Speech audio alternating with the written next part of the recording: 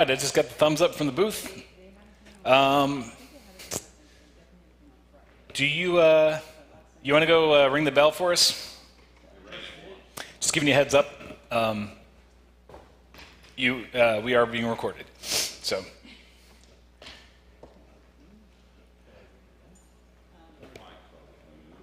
I'm gonna hold off on the good morning class until we get a couple more people in here. I don't think we're at our critical mass yet. Although I will say, after all of the stuff I ate this weekend, I am personally at critical mass. Oh yeah. Did you guys enjoy your holiday weekend? Yeah. Do you feel free? Do you feel free of the tyranny of King George? Okay, well that's something at least.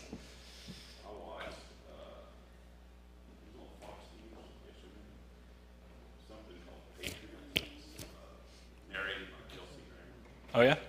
It was like from 1740 through, it had Benjamin Franklin, George Washington, each episode.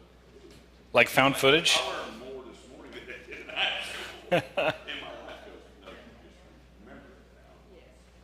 Yeah, But it was really pretty well done and very interesting. I didn't realize how Washington took Boston back. No gunpowder. He got the cannons and he put them all up on the ridge of the highest point looking into Boston. And when the British Navy was coming in, they could see. They put like empty kegs of gunpowder. It made it look like they had all this firepower. We really didn't have it. They were out of gunpowder. Do I remember that in recent history, somebody we were fighting against had like inflatable tanks and stuff to like be decoys? Do you remember that? Or was that just a movie we both watched? Okay. I like it all the same. I like the idea of it. You drop a bomb in an inflatable tank and it just goes pop. Yeah. Okay. All right, I'm going to say this is enough for a good morning, class. So glad to have you here today on this Independence Day weekend. And I'll give you a little inside baseball. So we've been doing a series called Set Free as a sermon series. And, all Lutheran churches have access to a shared schedule for Bible readings. So in theory, if every church did it, it wouldn't matter what church you showed up at, you'd hear the same Bible readings. We don't adhere to it all the time, but sometimes we do. And we are actually, the Roman series is out of the lectionary, what we're reading right now.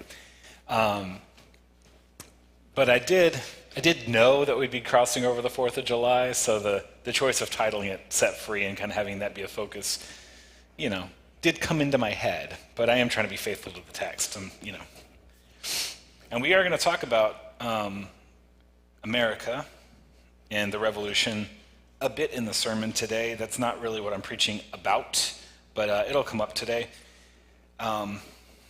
Just the same as I talked about tortilla chips 2 weeks ago or whatever else, it's like that's not what the text is, but it does kind of help give us a little angle to get into the text. So something to chew on.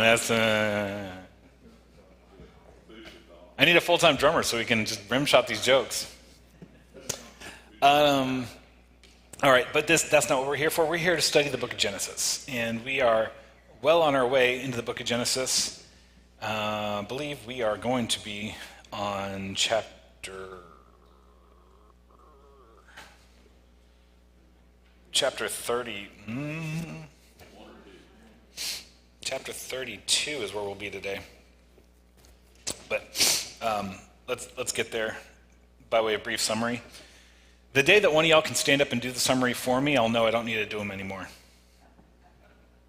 No? Yeah. Yeah, so Genesis, of course, begins with the account of creation, a story that's told twice. And, it's funny, when you read Genesis, nobody thinks because you read the creation story twice, God created things twice.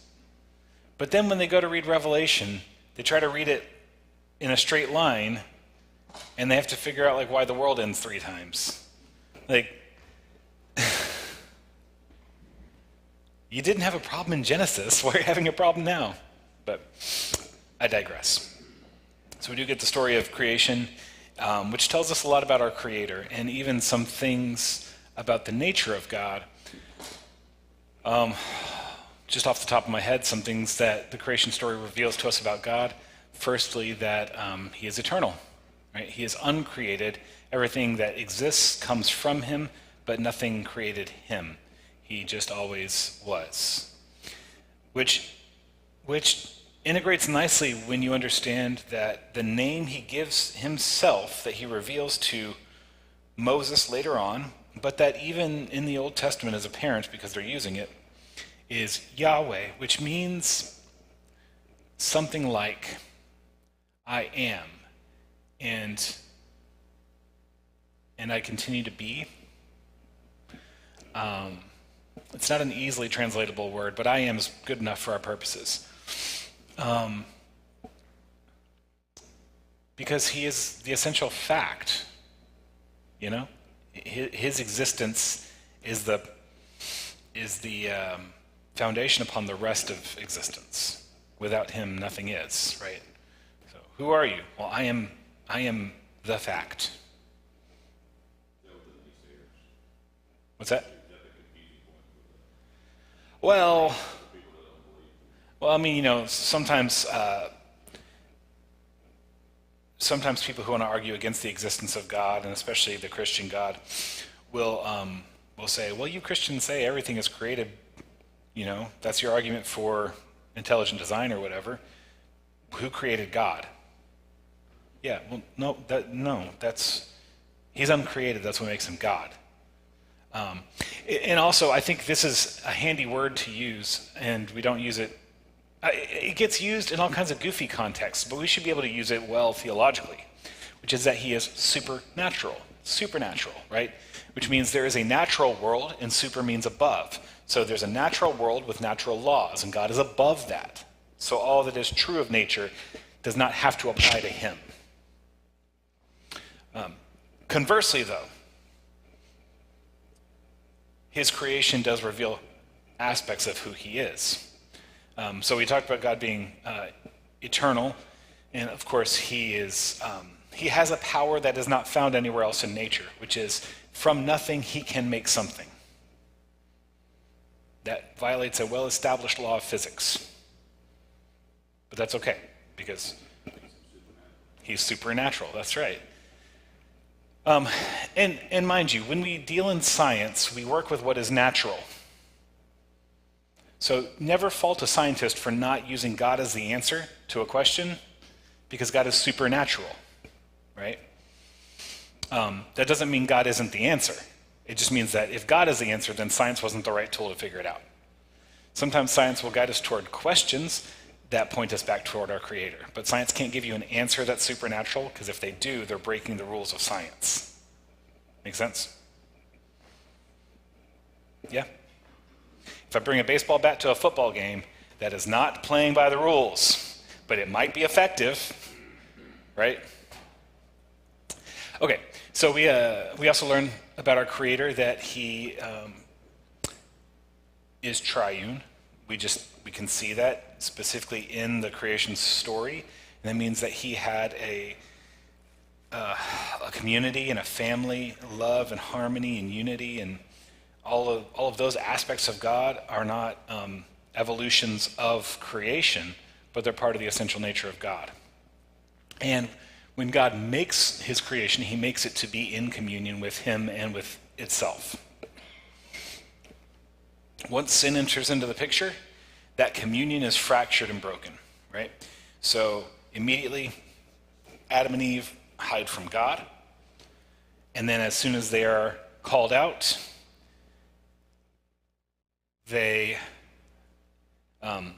Adam breaks trust with Eve by blaming her instead of taking accountability for himself. And in turn, Eve breaks trust with creation, in a sense, by blaming the snake instead of taking accountability for herself.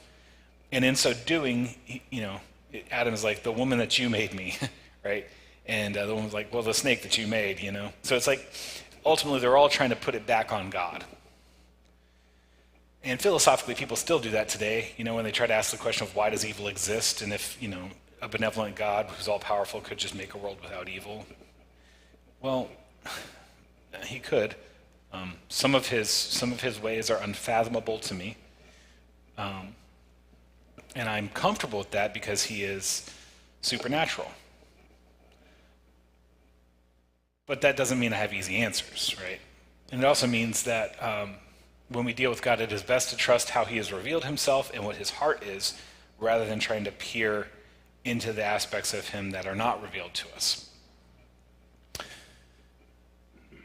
From the fall into sin, we have a breaking of the whole of creation. It's not just a human problem, it's a problem for everything. Before the fall into sin, everything lives in harmony. There is no death, ostensibly. It seems as though even the animals are all vegetarian, and that what they eat doesn't even kill the plants, right? When the animals eat the leaves of grass, that doesn't mean the grass is dead, right? And when the people eat the fruit of the trees, you don't even have to fell the tree. So death comes into the picture, and along with death, I think we can layer on a few other things like entropy, that is that gradual movement toward the breakdown of order. A physicist would get really mad at me for using that definition, but it's close enough for our purposes. I think we can even attribute sin to the drifting apart of the galaxies and the universe, the expansion, where everything is getting farther and farther apart. Stars die, and in a universe that's meant to be eternal, those things ought not come about, but they do now. And where we would put the blame would be on sin itself.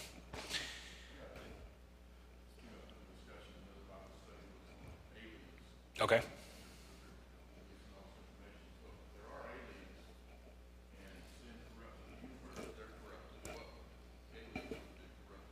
Presumably so, yes.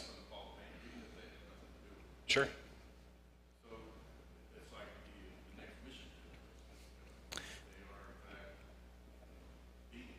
Yeah. And would we say that they are made in the image of God? I don't know. You know, do they have eternal souls as we do? I don't know. And I am willing to not try to answer that question until it becomes an important question. Because I think if it should become an important question, God will provide the answers for us. Right? So it's fascinating stuff I've thought about since I was a kid. You know, did Adam and Eve wreck it for the aliens? And is Jesus the savior of the aliens? And I think if you pressed me right now and said you have to deliver an answer right now, I would say yes to both. Because not only is Jesus the savior of mankind, he is in fact the redeemer of all creation.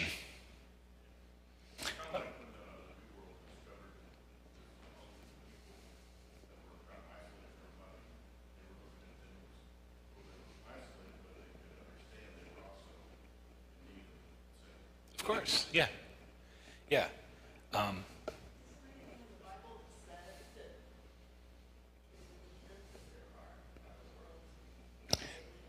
Not in the way that we use the word world. So there's certainly discussion about, you know, heavenly beings, right, which we would generally ascribe to being angels and demons. And, you know, there are certainly plenty of people who I would say are maybe not sufficiently anchored in the Word of God who would say, oh yeah, what ancient people thought were angels were in fact aliens. I don't think that's the right way to understand things. Any more than I think that heaven is a planet somewhere. I don't think so. There are reasons that we conceptualize it as being up. Some of them are philosophical, some of them are just making things easy for people. For much the same reason that we have an altar in our worship space. Why do we have an altar? We don't offer sacrifices on the altar. That was its main function in the Bible, right? You take your animal, you kill it on the altar, or you kill it, you place it on the altar. It's an offering to God. Why do we have an altar? Sure. Because the sacraments are basically the God's forgiveness for claims, so now it's so the body of Christ needed for you. Well, couldn't I just, we're not doing the Lord's Supper today, but the altar's always here. In a way, of course we do it at the podium, but it's at the bridge, basically comes from basically the presence of God. Yeah. So I'm going to suggest this to you. The altar and the cross. These are things that help us in a conceptual way and in a mechanical way in worship. Which direction do you guys face during worship? Towards the altar. Is God on the altar? I mean, yes, and when the body and blood of Christ are present, sure, okay, but is God not all over the room? Could we not face God by facing any direction? Could we do our worship facing up? We could do all those things. But for the sake of helping us wrap our minds around this worshipful experience and for the good order of the congregation, we say, when we address God, we are going to face this way. Right? So the Muslims, they pray to the west, right? Well, theoretically, they face Mecca. Yeah. But I don't know if in practice that means they always face east, or if they really try to figure out which way Mecca is. I think in a practical sense, they all face east. Because, hey, look, if you're 2 miles to the east of Mecca and you face east, yeah, I guess it could wrap around, right? That's another fun thing about Scripture. Jesus says, the Bible says that our sins are removed from us as far as the east is from the west. You can measure the distance north and south. There's a north pole and a south pole. There's a physical measurement there.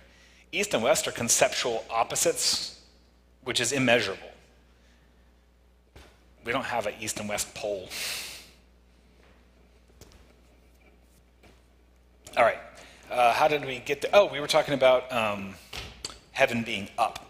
So in much the similar way that I think this is in our modern way of worship, an accommodation that helps us to focus in sort of a shorthand for us to all be saying the same things. Y'all don't see this very much in how we do church here, but literally in a more traditionally liturgic style, you will see the pastor or the liturgist face the people at times and face the altar at times. And the idea there is when he is facing outward, he is speaking on behalf to the people, on behalf of God to the people. And when he faces the altar, he is speaking along with the people toward God. Am I facing God right now? Yes. But this is a shorthand where the body language would tell you what's going on in the service. Now, most people, raise your hand if you've heard that explanation previously. 1, 2, 3. So maybe 50% of you had heard that before. Is it a useful shorthand now? Well, if the people are trained in it.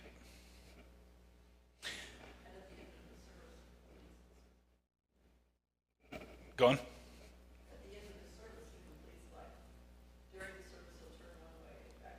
Yeah. Okay. You mean like he spins in a circle like this? Yeah. Yeah. Well, and it gets even more complicated because sometimes the pastor will go behind the altar to do things like prayers. And now he's facing the altar, but he's also facing the people. Now what are we doing? Well, we don't make sacrifices on the altar, but it's the sacrifice. Yes, absolutely. Absolutely. And this is a reminder, right? But it is, we don't just put this anywhere in the church. It is meant to be the focal point. And so what I'm saying is that's both a theological and like conceptual thing, as well as it's a practical thing. It gets all the people focused in the same direction. Yep. That's correct. That is correct. And they don't carry the symbolism that we do. They do other things, though, that pull that focus, right? So lasers and fog machines and dim lighting up there and bright lighting up here and microphones and amplification systems. And also, I'll just tell you this, while I do not think that this is true, it is a teaching in many Pentecostal churches that music is sacramental. And so they'll treat that worship time with the same veneration that traditional sacramental churches offer to the Lord's Supper.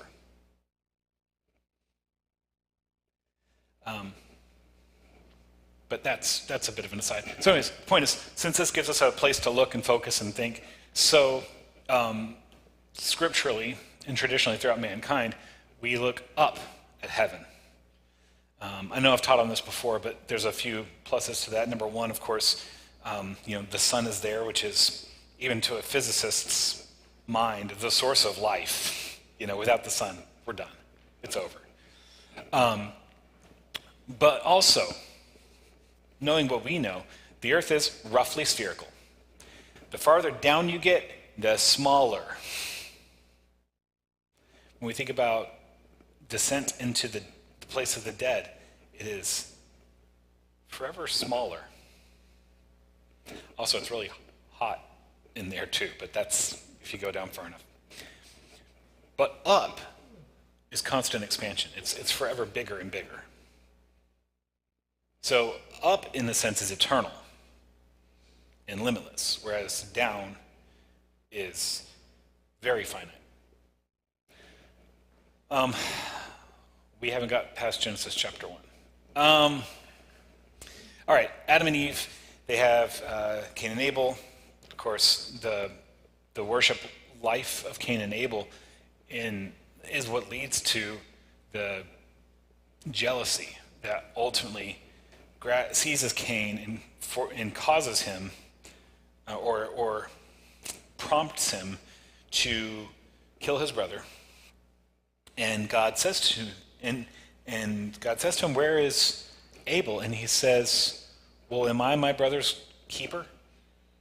And keeper is the word that we're used to, but the word would be something like, "Am I my brother's watcher over?" Or "Am I my brother's guardian?" And, I think we all know the answer. Well, maybe not legally. But yeah, you are. From Cain and Abel, there is from the generation of Cain and Abel, there's a rapid genealogy, and along with that is a rapid descent into wickedness, culminating with the story of Lamech, a profoundly wicked man who will kill a man for wounding him and will avenge himself 77 times as compared to the God's vengeance of 7 times for Cain. We have the story of Noah shortly thereafter. The world is terrible. The hearts of men are violent all the time. Everybody's selfish to the point of harming their neighbor. And Noah stands out in his generation as a man who walks with God. And God calls Noah to build an ark. And he, his wife, his 3 sons, and their three in total, 1 respectively, wives, get into the ark, along with the animals that God draws to the ark. And God seals the Tupperware closed. The rains come down, the floods come up, and they float. And they don't leave the ark for just about a year. When they finally leave the ark, after God's providence and protection, they get to start all over, rebuilding the world. And the next story we get, really, is the Tower of Babel, where mankind has put its hopes in the craft of their hands. And it's essentially a way of saying technology will solve our problems and in a sense can even give us a pathway to heaven that does not depend upon God. And God, knowing that this is a terrible, terrible thing for people to do, confuse our languages, scatters the people, and that leads to the many nations that we will then hear about as we get into the story of Abraham. Abraham called from his parents' house at the age of 75, sets out with his 65-year-old wife, Sarah. Abram and Sarai, but, they're going to get their names changed. And through Abraham and Sarah, God promises a lineage that will bless the world, to which we understand is a continuation of the promise he made to the snake, technically, that the descendant of Eve, the child of Eve, would crush the head of the snake, right? He would be the savior of the world, undoing the damage that sin has done. Abraham and Sarah eventually have one son with Sarah's servant Hagar, Ishmael, who is not the inheritor of the promise. And that whole thing will be a generational struggle into perpetuity, basically. By the way, if you're not aware of this, people will classify Judaism, Christianity, and Islam as being the Abrahamic traditions or Abrahamic faiths, because we all claim Abraham as our spiritual father. And in the case of Judaism, at least genetic father as well. But Abraham's the end of the line for our shared parentage, because the claim of Islam is that Ishmael, being the actual firstborn of Abraham, was indeed the heir to the covenant. And it is through Ishmael that God fulfills his covenant. And so that's what they track. They don't track, Isaac and Jacob and all them. And the relationship between Islam and Judaism, and Christianity for that matter, is complicated. And from what I understand, there are what appear to me to be contradictory stances on Christians in the Quran. But I'm not called to teach the Quran, so I don't have to solve that. Abraham begets Isaac. Isaac inherits the promise, and Abraham offers him up as a sacrifice when God asks him to, and God redeems him by giving a sacrifice in his stead, right? The ram caught in the thicket. Isaac lives a nice life with his bride, Rebekah. They have twin boys, Jacob and Esau, and that brings us sort of to where we are in the story right now. Jacob and Esau, contentious relationship from the very beginning, from before they were even born. And Esau comes out red and hairy, so they call him Red Hairy Guy. And Jacob comes out grabbing Esau's heel, so they call him Heel Grabber, right? Listen, they didn't have a book of biblical names to open up and pick from.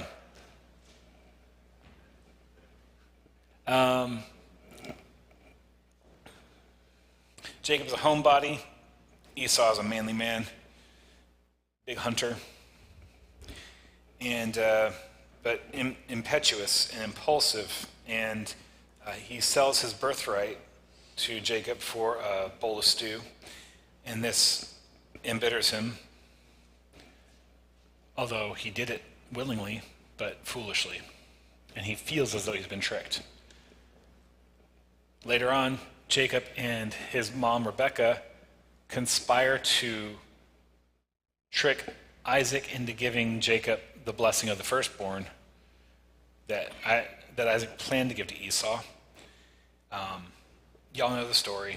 We don't have to go over it all over again. But that happens, and then Esau comes home, and he gets the leftover blessing, and he is so mad at his brother. He's like, as soon as Dad dies, I'm going to kill my brother and feel a lot better about things. So Rebecca, overhearing this, says, you know what, Jacob, we got to get you to Laban's house. So she encourages Isaac to send Jacob to Laban's house to go find a wife. So that's a good cover story, right? So Jacob goes to the house of Laban, and there he meets Rachel, his beloved, the girl with beautiful eyes. And he works 7 years to be in her father's good graces so that they can get married. And after 7 years, at the end of the wedding feast, Jacob goes into the tent, and the daughter of Laban is brought to him, and they consummate their marriage, and they are married. And it is Leah, not Rachel. And Jacob is not happy, and Laban's like, well, I don't know what to tell you, man. We just don't do that around here. You got to marry off the older daughter first. So, but if you want to work another 7 years, Rachel's still here. So he works another 7 years for Laban. And at the end of that, he does actually get to marry Rachel. And they're having kids, and Leah's having kids, Rachel's not. And then Rachel's like, well, if I'm not having kids, why don't you take my servant girl? And then she has some kids. And then Leah's like, well, I'm not having kids. But he's starting to like the Rachel more, so I'll give you my servant girl. And then they have some kids. And then eventually Rachel has a kid. And so now Jacob has 11 sons and a whole mess. Two wives and two kind of wives. And I don't say that because I think they're kind of wives. I'm saying it because that's how he treats them. Everybody seems to kind of understand that's how it is, and to me, that's terrible. I think Jacob would be better off if he had one wife. But this is history, and I can't change it. What's that? Yeah, I guess.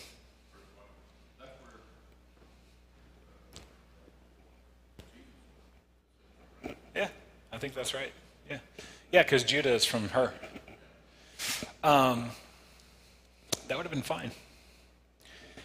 Be that as it may, after 6 more years of tending herds for Laban, they part ways. There's a whole rigmarole about sheep, and they're trying to con each other, and it's a big deal. But God blesses Jacob, as he always has, and Jacob winds out with a big flock in the end. And he makes his getaway, and Laban pretends to be cool. He's not cool, but they do leave on peaceable terms. And now Jacob is on his way back to back to his father's house. And you know who's there? A man who for 20 years has been waiting to kill his brother.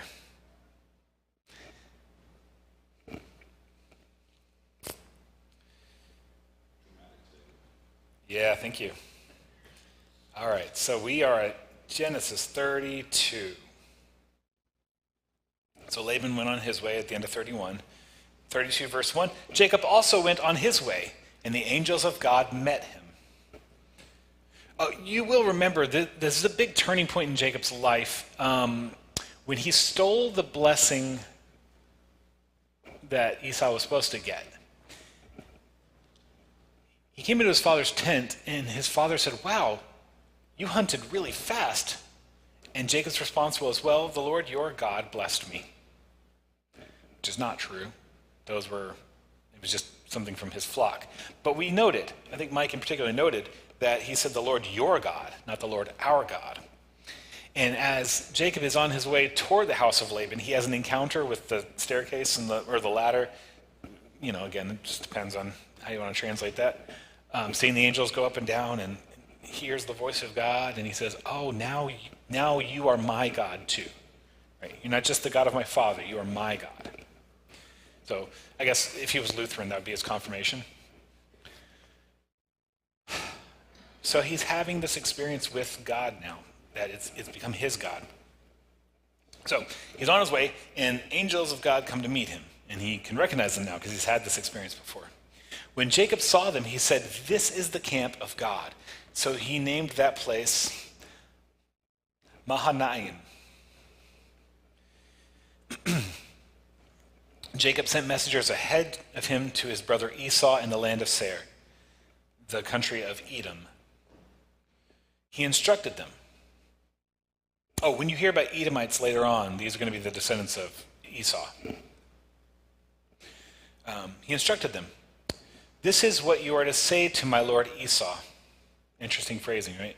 Now, that's not capital L, the name of God. He's not saying that. But he is saying, despite having the blessing that his brother would rule over his brothers, he is putting himself in the humble position. This is what you're to say to my lord Esau. Your servant Jacob says, I have been staying with Laban and have remained there till now. I have cattle and donkeys, and sheep and goats, male and female servants. Now I am sending this message to my lord, that I may find favor in your eyes.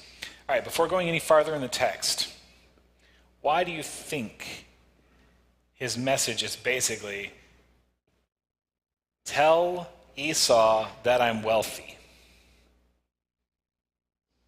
Why do you think he's saying that?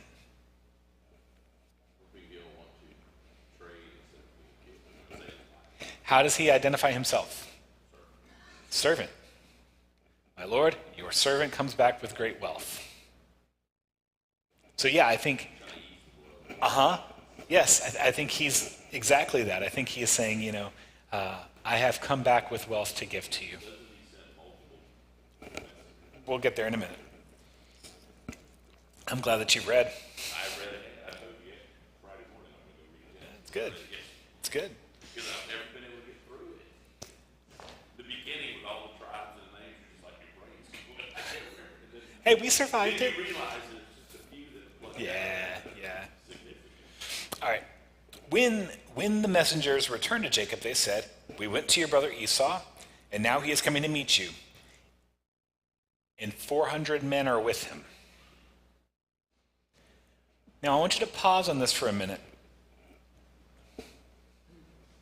Where did Esau get 400 men? Does he have 400 children?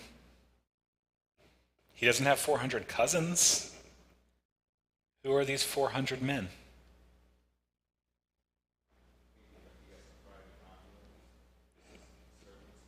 Yeah. Yes, I don't know what their role is, whether it's a militia or something, but these are almost assuredly Canaanites, right? Where else is he going to get 400 people from? They're not from his own house. And he doesn't have any other family in the area. So, did he hustle up a posse when he heard about all the wealth? Is this his own private army? I kind of doubt that. But maybe. I don't know. Maybe he's doing very well for himself in Edom.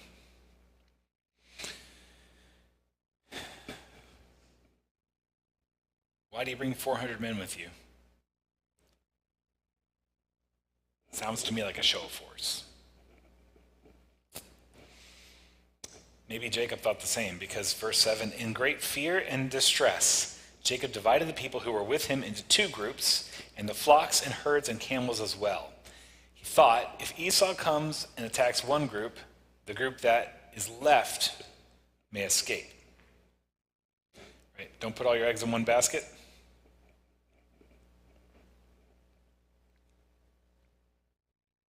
I do appreciate that,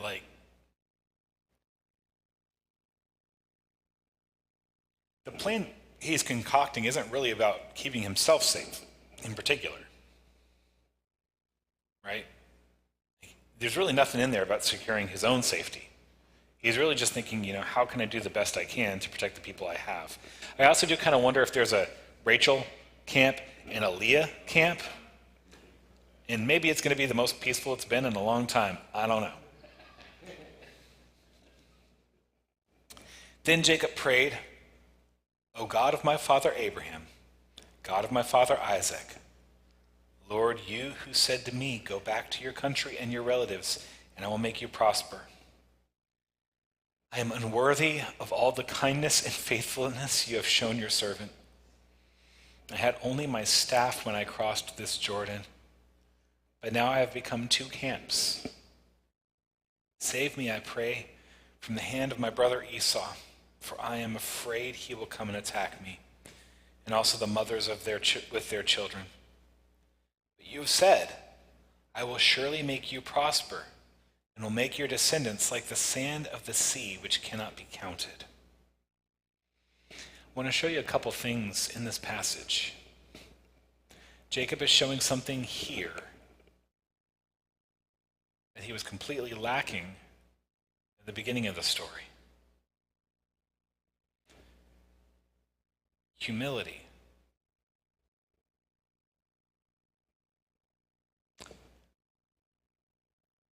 It's hard to say. I can't read his heart. All I can read is the story. But I think he means the things he's saying. I think he means them to Esau, and I think he means them to God. And he's doing something that Abraham failed to do, and that Isaac failed to do, which is remember God's covenants and ask God to protect him because of it. Remember every time Abraham moved into a new area and lied to people about Sarah? It was for fear that they would take her, separate them. But he had a promise from God that God would keep them together and make a great nation from them. And he never asked God to help him in that. Now, you could say later on in life, maybe the situation is different.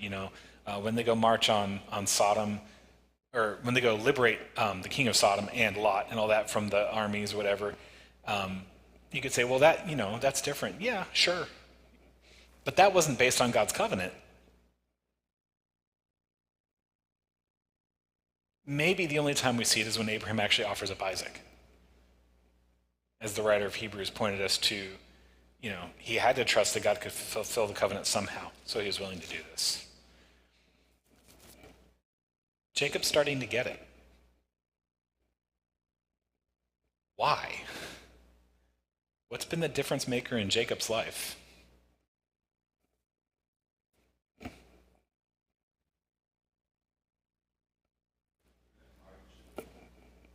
Yeah. He just had 20 years of being not playing the victim, but actually being the victim, right?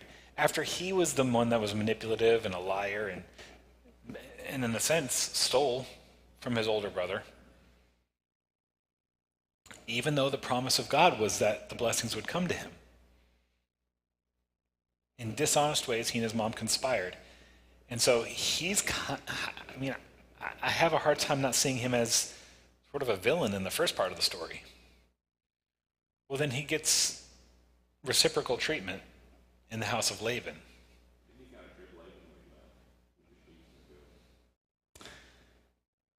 Yeah.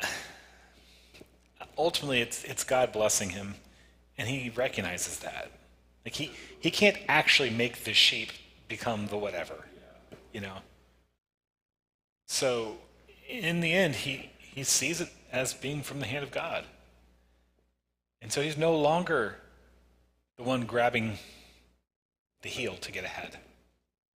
And that'll be reflected next chapter, but we're not there yet. So he prays for God's protection and calls God to uphold the covenant that God has made. He spent the night there. And from what he had with him, he selected a gift for his brother, 200 female goats and 20 male goats, 200 ewes and 20 lambs, 30 female camels with their young, 40 cows and 10 bulls, and 20 female donkeys and 10 male donkeys. And he put them in the care of his servants, each herd by itself, and said to his servants, "Go ahead of me, keep some space between the herds." So he's got this staggered procession, right? Do you guys remember the Aladdin cartoon from the late 90s? Did y'all ever see it, the Disney Aladdin movie? When Aladdin's coming into town, and it's he's got the elephants and the monkeys and the bakers and the guys like breathing fire. It was like row on row and row section. There's a whole song about it, right? This feels kind of like that. It's like he's got his big contingent of, sheep, goats, donkeys, it's boom, boom, boom, thing on thing, right? All spaced out. He instructed the one in the lead. When my brother Esau meets you and asks, who do you belong to, where are you going, and who owns all these animals in front of you, then you are to say, they belong to your servant, Jacob. They are a gift sent to my lord Esau. He's coming behind us. Okay, if you haven't seen Aladdin, have you at least read The Hobbit? Oh my gosh. Go home and get cultured. Come on back next week. Mild spoilers for the beginning of The Hobbit. It's about a homebody who gets recruited into a heist, basically.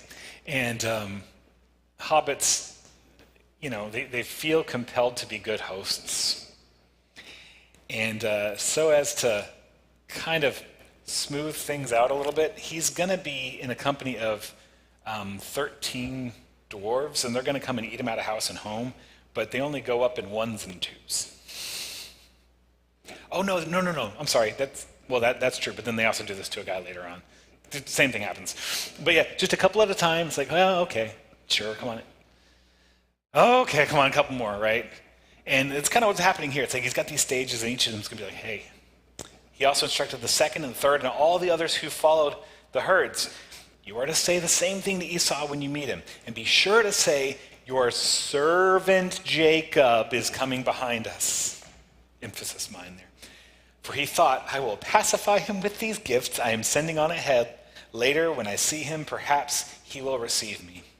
So Jacob's gifts went on ahead of him, and he spent the night in the camp. Let me just share with you one thing that occurs to me as I'm reading this right now. When Jacob stole the birthright, when he bought the birthright with a bowl of stew, do you remember what Esau's response was? Hey, give me your birthright and I'll give you the stew. And Esau says, oh, fine. What good is a birthright to a dead person? And now Jacob, what good is any of this stuff if my brother kills me? Right? Like, what was hyperbole for Esau is a very possible reality for Jacob. So, diplomacy. It's beautiful. And it's built all on the gifts that God has given him anyways. And it's already 9:50, so I'm going to stop there. We'll pick up on Jacob wrestling with God next time. We had a big digression in the beginning. I guess that happens sometimes. But thanks for sticking along with us, and we'll finish up the chapter next time and probably get farther. So we got church coming up in 10 minutes, so go freshen up your coffee. We've got some leftover donuts there, too, if you want to help get rid of those. Feel free. Only 18 chapters to go. At this rate, we'll be done in no time.